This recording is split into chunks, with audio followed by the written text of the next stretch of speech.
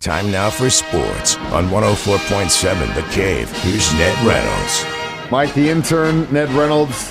Thank God it's Friday. We made it, bud. And tonight we've got the Final Four starting for the women's NCAA basketball tournament. As I mentioned yesterday, all teams number one.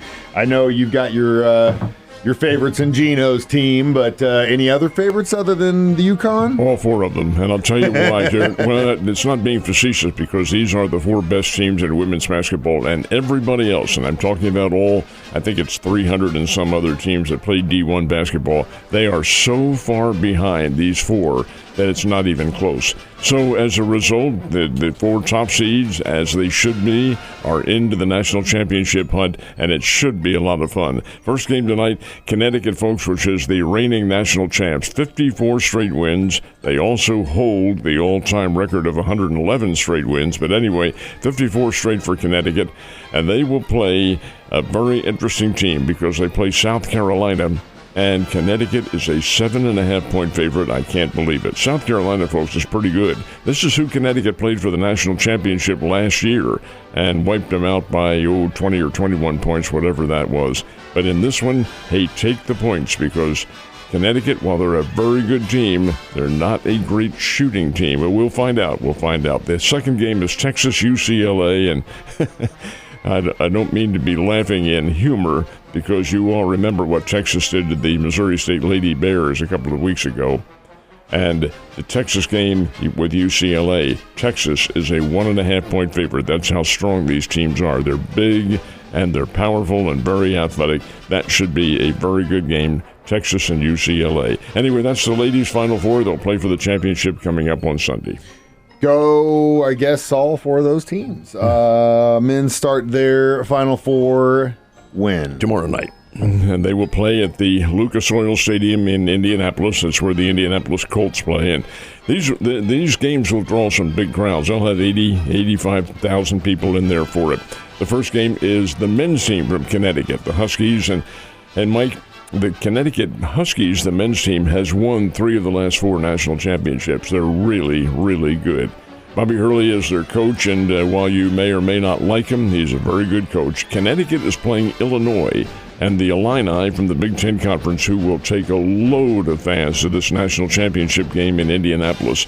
Illini favored by 1. Illinois, in my opinion, has flown under the radar. They're a very good team. Connecticut, well, you know what the scenario is. Are they lucky to be there? Yeah, they really are, because they hit that 3-point shot at the buzzer to win last Sunday. Second game is Michigan and Arizona. There are many who think that this is tantamount to the national championship game. I don't buy that. It's a virtual pick'em game, and Arizona's a 1.5-point favorite in some books, and Michigan's a 1.5-point favorite in other books. It's kind of a split decision. I think it will be a very, very good basketball game. But they're the contenders. They're the semifinalists, and they play for the national championship on Monday night.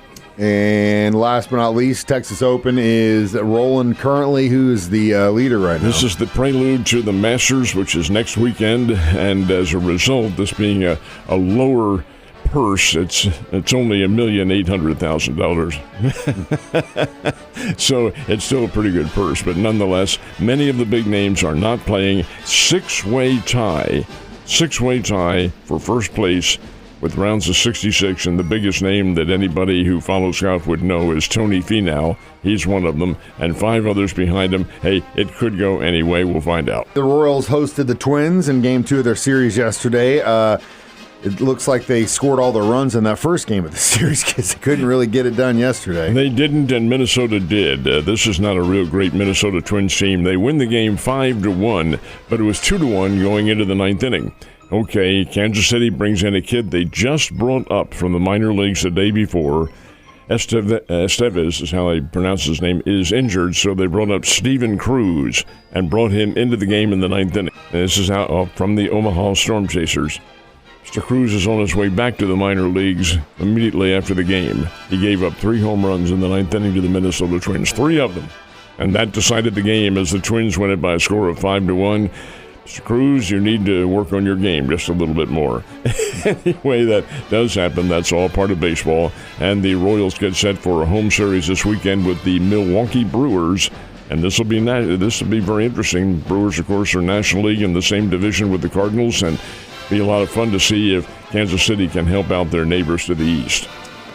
As far as the Cardinals, they've got 2 afternoon games starting today and tomorrow, right? They do indeed. Today's is opening day for the Detroit Tigers. The Tigers opened up on the road out in California and in Arizona. As a matter of fact, got swept by the Arizona Diamondbacks. So Detroit, which is considered to be the favorite team in the American League Central Division, will have their home opener today, and the the St. Louis Cardinals are in there for the opening ceremonies. Cardinals came up with a 2-1 win over the Tampa Bay Rays in extra innings, so they're set to go. They took the day, they being the Cardinals, took the day off. It's crazy. Mason Wynn hits a home run, wins the game, gets in his car, starts going home, and gets into a car crash after he's leaving the stadium. It was a one-car crash, so this was not anything in which he was impaired in any way, but he apparently, the highway was slippery. The game had been held up for an hour because of rain, so they did have the moisture up in St. Louis. Anyway, the road was a little wet, and Mason Wynn's car skidded on that, and he had a one-car accident. No injuries involved, so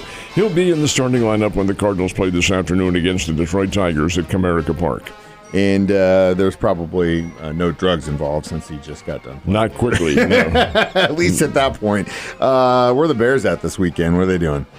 They are home. The Bears will be here in town at Hammons Field beginning tonight. 3-game series in Conference USA with Sam Houston State. That's from Huntsville, Texas, and Sam Houston State, who knows? Who knows how good they are? We know how good the Bears are, and the Bears can hit the ball, and hopefully that'll be occurring this weekend. It's a Friday night game, Saturday single game, Sunday single game. Yes, they will play on Easter Sunday, and it's the Bears and the Sam Houston State Bearcats. Now, Drury is also home, and the Drury Panthers opened their weekend series with Maryville. Maryville's located in St. Louis. And it's a conference game. It's Great Lakes Valley Conference. Maryville's down here. Had a single game yesterday, doubleheader today, and a single game tomorrow. In the single game yesterday, it was Maryville 5, Drury 3. So 2 games today, 1 on Saturday. Plenty of college baseball to really whet the appetite. And the Springfield Cardinals open up their season tonight in Amarillo, Texas. A lot of fun, a lot of baseball this weekend. Last question I want to ask you. What's your favorite type of Easter candy? You a Peeps guy? You like the jelly beans? I am a non-candy guy. Come on, even when you were a kid? M&M's. M&M's?